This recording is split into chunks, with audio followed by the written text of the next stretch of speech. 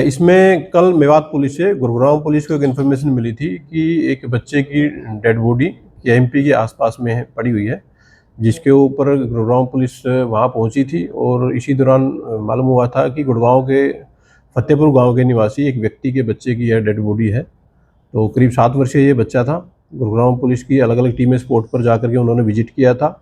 मृतक बच्चे के फादर के द्वारा पुलिस को एक रिटन कंप्लेंट फाइल की गई है और उन्होंने बताया है कि इससे करीब 2 महीने पहले उनका मोबाइल फ़ोन एक नाबालिग के द्वारा चुरा लिया गया था और लेटर ऑन जो ये बच्चा था 7 वर्षीय मृतक, इसके द्वारा अपने पिता को बताया गया था कि ये जो मोबाइल फ़ोन है ये एक नाबालिग अन्य के द्वारा चोरी किया गया था, जिसके ऊपर कि इन लोगों को आपसी समझौता हो गया था। और जैसा कि नाबालिग के द्वारा बताया गया है कि उस घटना में, उस मोबाइल चोरी की घटना में उसके पिता के द्वारा वहाँ पर मृतक बच्चे के पिता से माफ़ी मांगी गई थी और इसी बात की रंजिश रखते हुए इसने 7 वर्षीय बच्चे की हत्या कर दी।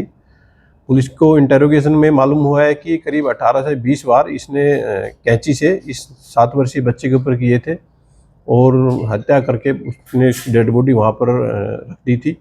पुलिस के द्वारा नाबालिग को काबू कर लिया गया है, अरेस्ट कर लिया गया है और घटनास्थल से जो कैंची इस घटना में प्रयोग की गई थी पुलिस के द्वारा उसको भी इसमें रिकवर कर लिया गया है। फर्दर जो केस की इन्वेस्टिगेशन पुलिस के द्वारा इसमें की जा रही है। ये कैसे लेके गया था वहाँ तक मारने के बाद?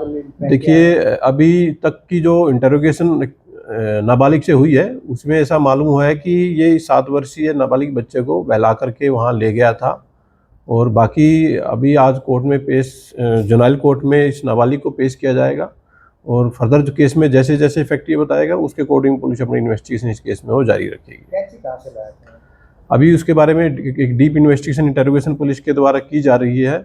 फिलहाल तक की जो इन्वेस्टिगेशन है उसमें यही फैक्ट सामने आया है कि 2 महीने पहले मोबाइल चोरी की घटना का इस 7 वर्षीय बच्चे के द्वारा खुलासा कर दिया गया था और उस चोरी के बाद में जो नाबालिग एक्यूज है उसके द्वारा, उसके फादर के द्वारा मृतक के पिता से माफ़ी मांगी गई थी और इसी बात की वो रंजिश रखने लगा था और इसी रंजिश के चलते उसने इस हत्या की वारदात को अंजाम दिया है। Thank you. मेरी साड़ी का लड़का था, ये शाम को 5 साढ़े 5 बजे घर से निकला था खेलने के लिए। उसके बाद में पता नहीं किसके साथ गया था, ये कैंपी के वहाँ गड्ढे के वहाँ पे मिला था ये घास। अचानक कोई हथियारों से इसको मारा है।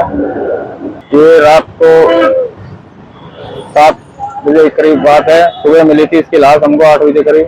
केस हो गया, हमसे पहले ही पुलिस वाले वहाँ पहुँच गए थे। पहले क्या है, मोबाइल चोरी किया था उस लड़के ने, फिर उससे मिल गया है वो मोबाइल। उसके बाद में वो लड़के का शक आ रहा था, उस लड़का हाँ पड़ोस में रिहा करता था, पीछे से गिरफ्तार कर लिया। तो यही है कार्रवाई, उसको कुछ संविधान निकाले।